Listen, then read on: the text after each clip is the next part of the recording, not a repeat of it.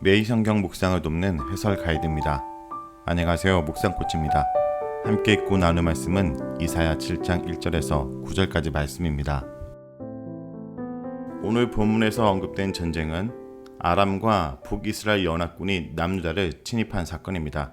아수르가 제국을 확장하자 이에 위협을 느낀 아람과 북이스라엘은 반아수르 동맹을 형성하고 친아수르 정책을 펼치고 있는 유다를 침입합니다. 그들의 목적은 자신들에게 반대하는 유다왕 아하스를 패하고 그 대신 다부엘의 아들을 왕으로 세워서 그들의 반아수르 동맹 전선을 확대하려고 하는 것입니다.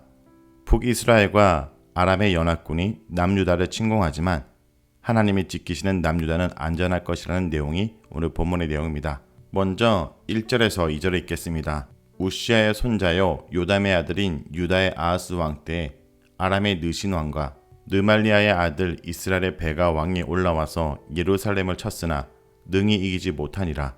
어떤 사람이 다윗의 집에 알려 이르되 아람이 에브라임과 동맹하였다 하였으므로 왕의 마음과 그의 백성의 마음이 숲이 바람에 흔들림 같이 흔들렸더라.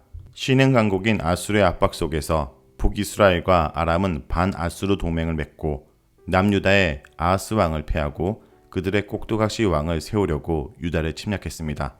당시 아람 왕은 다메섹에서 통치하고 있었던 르신이며 이스라엘 왕은 사마리아에서 유다와 베냐민 지파를 제외한 10지파들을 통치하고 있었던 베가 왕이었습니다. 베가 왕은 이스라엘의 부가히야 왕 시대에 장관 르말리아의 아들이었지만 왕을 죽이고 그 자리를 찬탈한 자였습니다. 이렇게 이방 왕과 정통성을 가질 수 없는 북이스라엘 왕은 유다 왕 아하스가 자신들의 동맹에 참여하도록 압박했음에도 실패하자 유다를 정복하기 위해 예루살렘으로 침입했습니다. 그러나 1절에서 이 전쟁은 연합군의 실패로 끝이 납니다. 이때 아하스는 르신과 베가의 침입 소식에 두려워 흔들렸습니다. 여기서 그는 믿음이 없음을 보여주고 있습니다. 전쟁의 소식은 왕가에 알려졌습니다. 다윗의 집이라는 명칭이 사용된 것은 아하스가 1절의 르신과 베가 왕과 달리 하나님께서 인정한 다윗 왕의 정통성을 이어받았음을 보여주는 동시에 전쟁의 소문 곧 연합군의 침입이 전 유다에 알려졌음을 뜻합니다. 왕의 마음과 그의 백성의 마음이 숲의 바람에 흔들림 같이 흔들렸더라 라 해서 당시 나라가 얼마나 심하게 동요되었는지 알 수 있습니다. 다음은 3절에서 6절입니다. 그때 여호와께서 이사야에게 이르시되 너와 내 아들 스알야숲은 윗못 수도 끝 세탁자의 밭 큰 길에서 나아가 아하스를 만나 그에게 이르기를 너는 상가며 조용하라. 르신과 아람과 르말리아의 아들이 심히 노할지라도 이들은 연기나는 두 부직갱이 그루터기에 불과하니 두려워하지 말며 낙심하지 말라. 아람과 에브라임과 르말리아의 아들이 악한 깨로 너를 대적하여 이르기를 우리가 올라가 유다를 쳐서 그것을 쓰러뜨리고 우리를 위하여 그것을 무너뜨리고 다브엘의 아들을 그 중에 세워 왕으로 삼자 하였으나 하나님은 이사야의 아들을 통해 유다의 두려움을 해결해 주십니다. 하나님은 이사야에게 아하스를 만나라고 말씀하셨습니다. 그리고 그 만남에 하나님이 이사야에게 그의 아들 스알야숲을 동행하도록 하십니다. 스알야숲은 남은 자가 돌아오리라 라는 뜻인데 하나님이 자기 백성을 결코 버리지 않으시며 꼭 심판이 올 것임을 알리는 역할을 했습니다. 스알야숲은 마치 이사야가 그의 이름을 통해 하나님의 구원이라는 것을 선포하는 것처럼 이제 그 이름 자체로서 하나님의 예언을 전달하고 있습니다. 이사야와 스알야숲이 군사적인 요새인 윗못 수도 끝 세탁자의 밭 큰 길에서 아하스를 만나 아하스에게 하나님만이 유다의 안전을 보호하실 수 있다라고 전하고 있습니다. 윗못 수도 끝 세탁자의 밭 큰 길은 정확히 지금 어느 장소인지 확인하기는 어렵습니다. 분명한 것은 아하스가 이곳에서 연합군의 침입을 예상한 것이고 그런 경우에 물의 확보가 전쟁에서 가장 중요한 문제 중 하나로 여긴다는 것입니다. 또한 35년 후에 바로 이 장소에서 아하스의 아들인 히스기야가 이사야 36장 2절에 보면 왕으로서 같은 시험을 받습니다. 이사야가 아하스 왕에게 전한 하나님의 말씀은 침략한 연합군이 연기나는 두 부지갱이 그루터기에 불과하니 왕은 상가며 조용하라. 두려워하지 말며 낙심하지 말라는 내용입니다. 연합군을 연기나는 두 부직갱이 그루터기로 묘사한 것은 그들의 맹렬히 타오른 것 같은 분노가 천지를 덮는 것 같이 보여도 곧 사라짐을 의미합니다. 게다가 삼가고 조용하라, 두려워하지 말며 낙심하지 말라는 아하스 왕에게 마치 출애굽에서 모세에게 하신 말씀처럼 오직 하나님만을 의지하고 바라보라고 명령하는 것입니다. 그와 같이 하나님이 아하스에게 명령하신 이유는 연합군의 계획, 즉 아하스 대신 다브엘의 아들을 세우려고 하는 시도는 하나님 보시기에 악하며 이룰 수 없는 허망한 계획이기 때문입니다. 6절에서 그들이 유다를 쳐서 무너뜨리고 아하스 대신 바보라고 불리는 다브엘의 아들을 왕으로 세워 그들의 꼭두각시로 만들려고 합니다. 여기서 기억해야 되는 것은 하나님이 유다의 통치는 다윗 후손에 의해 행해질 것이라고 분명히 약속하신 것입니다.